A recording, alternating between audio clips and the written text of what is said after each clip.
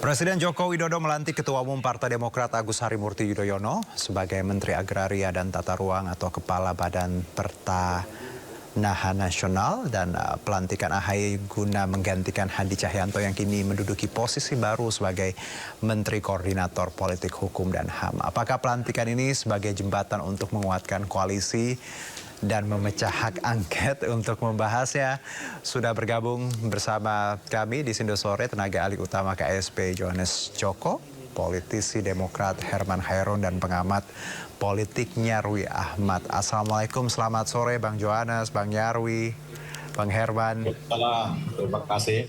Ya, terima kasih sudah bergabung. Saya ke ya, Bang Johannes, suara saya jelas ya? Bang Johannes? Oke, masih di mute kayak Bang Johannes. Boleh di unmute terlebih dahulu.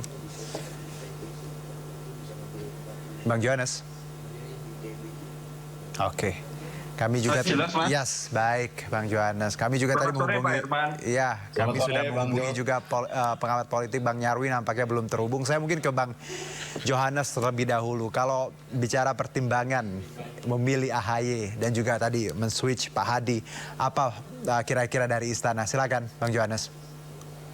Ya, kalau pertimbangan secara detail tentu hanya Bapak Presiden ya Mas yang tahu, karena sekali lagi itu adalah kewenangan dan hak prerogatif Bapak Presiden. Tetapi kurang lebih gambarannya kalau dalam kita letakkan dalam situasi hari ini, konteks hari ini, pemerintahan ini kan akan berakhir kurang lebih tanggal 20 Oktober 2024. Masih ada 8 bulan lagi. Nah, dalam 8 bulan ke depan, situasi bangsa kita ini berada dalam sebuah pusaran global yang perlu kita antisipasi. Adanya ancaman krisis pangan, krisis energi, krisis ekonomi, dan juga bahkan mungkin krisis perubahan iklim. Nah, dalam situasi ini, apalagi kita sudah melalui sebuah tahapan masa kontestasi yang kemarin tentu berada dalam situasi yang ya tentu butuh komunikasi lebih intensif, maka konsolidasi pemerintahan ini dalam sisa waktu pemerintahan yang ada itu harus dilakukan. Nah, dalam situasi itu, maka ketika kemarin ada Pak Mahfud MD mengundurkan diri, ada kekosongan, lalu Pak Hadi diminta untuk masuk menggantikan sebagai Menko Polhukam, dan pada titik ini ya perlu bergandengan tangan dengan semua elemen. Ya, salah satunya Partai Demokrat begitu. Baik, saya langsung ke Bang Herman. Bang Herman, dari Demokrat sendiri, tanggapannya terkait dengan dilantiknya Pak AHY, silakan. Ya, tentu terima kasih kepada Presiden yang telah memberikan kesempatan untuk Mas AHY sebagai kader terbaik Partai Demokrat untuk juga berkiprah memberikan kontribusi besar terhadap bangsa dan negara. Ya, ini adalah idealisme menurut saya, ya, karena kalau pemilihan menteri kan hak prerogatif Presiden tadi sudah disampaikan, dan itu adalah kewenangan mutlak, dan tentu pilihannya jatuh kepada Mas AHY. Hitung-hitungan kami ini adalah untuk menampilkan sosok yang tentu bisa menjadi solusi ke depan. Tadi tantangannya sangat luar biasa memang, apalagi bidang pertanahan. Tanah kita juga luasnya sama, tetapi pertumbuhan penduduk terus meningkat. Kemudian bagaimana juga penggunaan tanah ini juga penting untuk menjamin masa depan kehidupan bangsa dan negara. Land reform juga sedang digalakan oleh Presiden. Kemudian land bank harus dihidupkan, land consolidation juga harus dimulai, karena memang kita juga butuh sektor-sektor lain yang menunjang terhadap kehidupan berbangsa dan bernegara. Dan kami meyakini bahwa Mas AHY mampu untuk bisa menjawab semua tantangan itu. Kami tahu bahwa ketum saya, Mas AHY, adalah orang yang bekerja keras, punya wawasan dan keilmuan yang di atas rata-rata, dan tentu insya Allah ada solusi-solusi untuk bisa memperbaiki bangsa dan negara ke depan. Baik. Belum lagi, saya kira mungkin PR besar menyelesaikan PTSL. Saya tahu ini karena saya pernah memimpin Komisi 2 bermitra dengan ATR BPN. Jadi saya tahu persis apa yang tentu ini menjadi PR besar. Mudah-mudahan ke depan Mas AHY dalam waktu yang sangat singkat 8 bulan tentu ini bisa menyelesaikan persoalan-persoalan krusial. Kalau menyelesaikan seluruh persoalan, saya kira memang masih butuh waktu. Tapi yang krusial tentu ini bisa diselesaikan lebih awal. Dan mohon dukungan, doa seluruh pihak agar bisa menjalankan tugas negara ini dengan baik ke depan. Baik Bang Herman, saya langsung ke Bang Nyarwi, sudah masuk nampaknya. Bang Nyarwi, kalau tadi pertanyaan di awal saya sudah bicara bagaimana Istana memberikan keterangannya, Demokrat juga menyambut baik penunjukan ini. Kalau Anda sebagai pengamat politik, ada apa di balik dilantiknya Mas Ahaye di masa akhir jabatan Jokowi? Saya kira ada paling nggak 3 hal ya. Baik. Yang pertama ya, ini juga saya kira menunjukkan tingkat kepercayaan yang nyata ya dari Pak Presiden Jokowi kepada Demokrat ya untuk bergabung pemerintahan ya. Kalau ini dan kalau kita simak kan sebenarnya proses interaksi ini sudah agak lama ya. Bahkan 2018-19 itu kan menjelang pemilu 2019 juga ada itu pertemuan antara Pak Jokowi dengan Mas Ahaye kan di situ.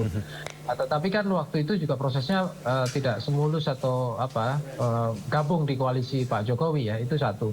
Nah, tetapi kalau kita lihat Demokrat ini kan juga partai yang umurnya udah lama dan saya kira juga udah teruji ya. Dan di situ saya kira Pak Jokowi butuh dukungan juga ya. Pada keberadaan membutuhkan Partai Demokrat untuk memperkuat dan mengawal pemerintahannya ya di sisa periode sekarang. Tetapi yang menarik menurut saya Bung Herjuno, Demokrat ini kan bergabungnya dalam kubu yang ada di Pak Jokowi hari ini, itu kan sebenarnya melalui proses koalisi Indonesia Maju ya. Secara resmi kan begitu. Ya.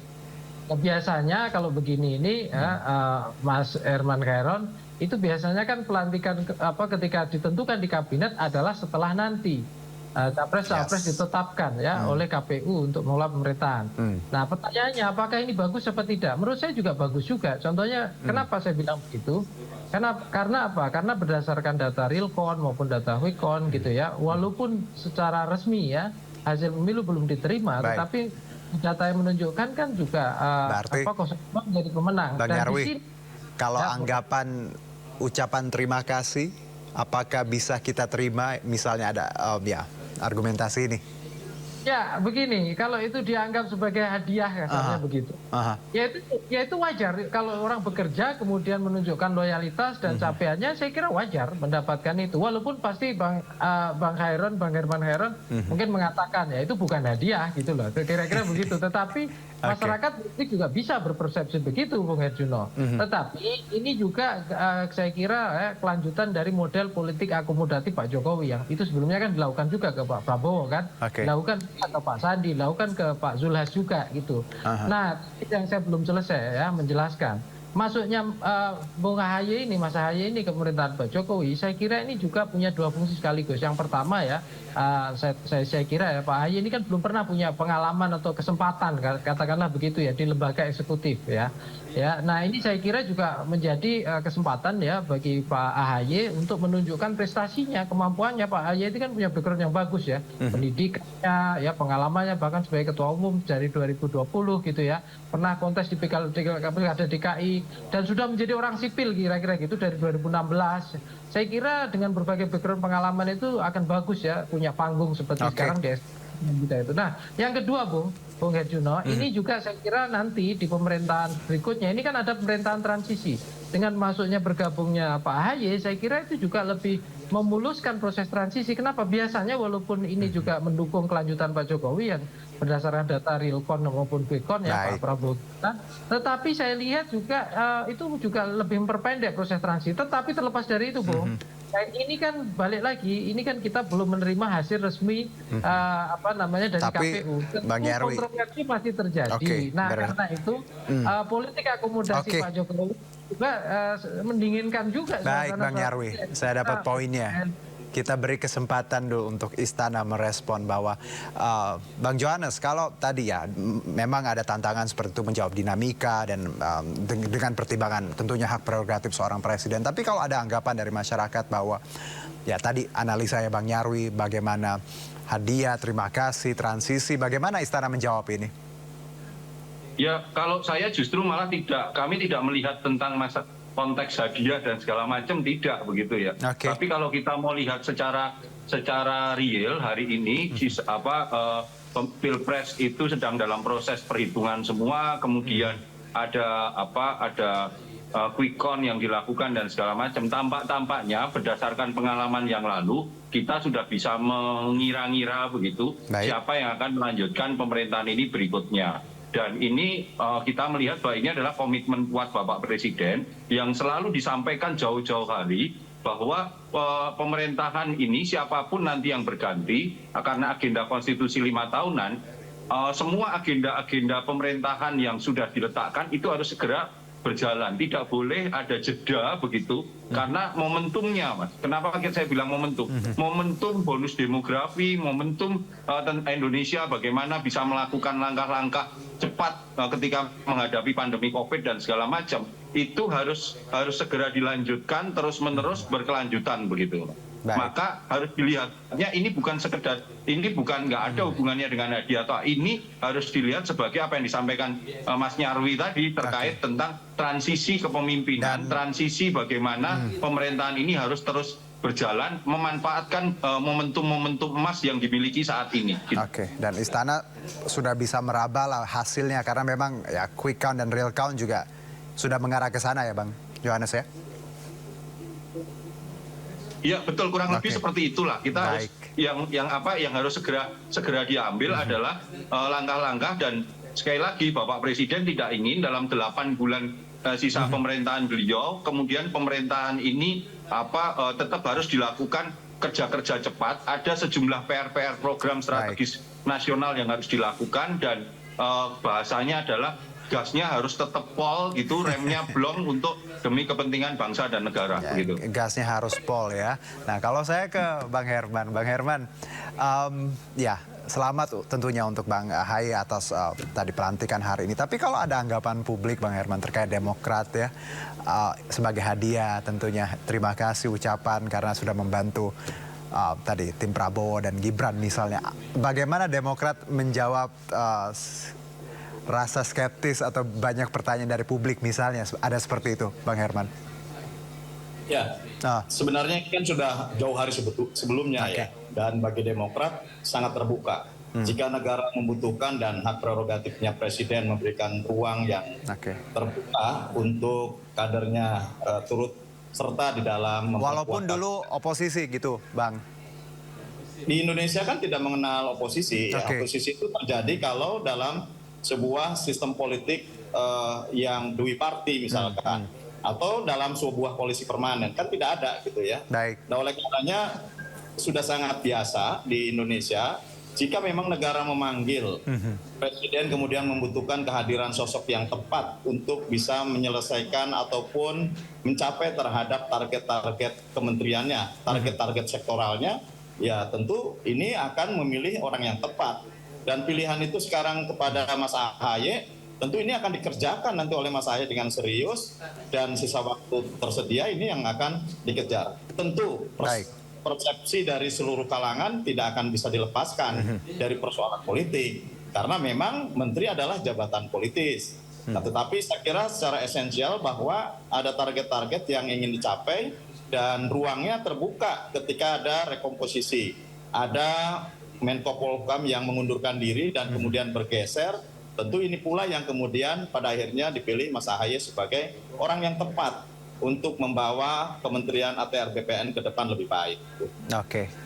Kembali ke Bang Nyarwi, kalau bicara ini kan last minute Oktober seperti itu, tinggal beberapa bulan lagi. Kalau tadi ada alasan misalnya untuk mengurangi turbulence ketika masa transisi ya, karena kita juga melihat bahwa arahnya memang sudah akan ke sana karena walaupun hitung resmi belum ada. Menurut Anda apakah langkah ini efektif dilakukan oleh Presiden Jokowi mengingat tadi mengganti rekomposisi ini? Kalau dari pandangan Anda untuk waktu sisa beberapa bulan ini? Ya, kalau dari Presiden Jokowi saya kira ya cukup efektif, Bung. Kenapa? Karena Presiden itu kan juga tahu, dan selain punya hak prerogatif, tahu ukuran-ukuran juga saya kira proses pergantian itu sendiri. Nah pertanyaannya bukan saya kira untuk ukuran Presiden Jokowi, pertanyaannya justru kita balik untuk Pak Ahy. Nah, ini saya tanya diskusinya dengan Bang Herman Khairul. Oke, tapi backgroundnya cocok nggak sih Bang Nyarwi, background militer dan ATR BPN ini? Ya kalau dalam pandangan saya, saya tidak dalam tidak kenal, tidak punya afiliasi. Saya pandangannya objektif ya. Kita lihat saja. Penting apa istilahnya skill yang dibutuhkan di kementerian itu apa sih? Baik. Kan ATR BPN kaitannya pertahanan dan lain-lain.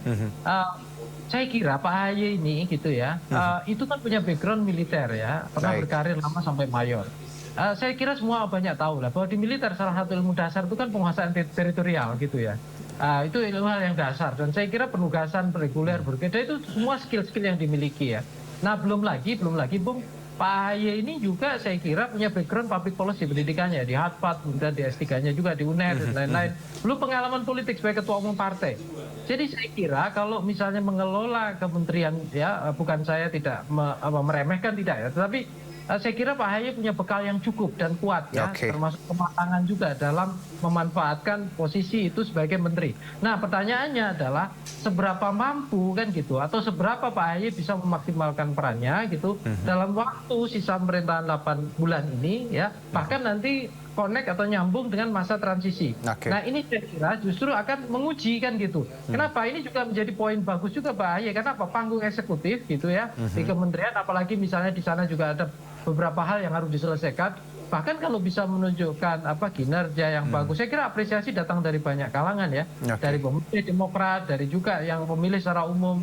Nah itu saya kira akan muncul ya apresiasi. Dan itu tentu saja juga akan muncul banyak komentar juga kan, netizen kan pasti juga banyak komentar Bung Herjuno gitu ya.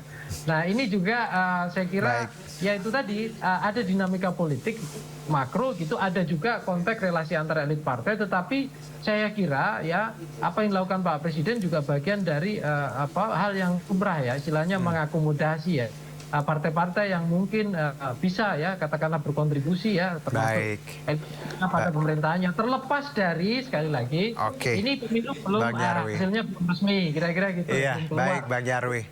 Terima kasih waktunya singkat sekali. Saya masih punya beberapa pertanyaan untuk Bang Herman dan Bang Johannes, tapi sayang sekali, tapi paling tidak poin-poinnya sudah kita dapat. Selamat bekerja untuk menteri yang baru ya. Terima kasih sekali lagi untuk Bang Herman, Bang Johannes dan juga Bang Nyarwi. Selamat beraktivitas kembali.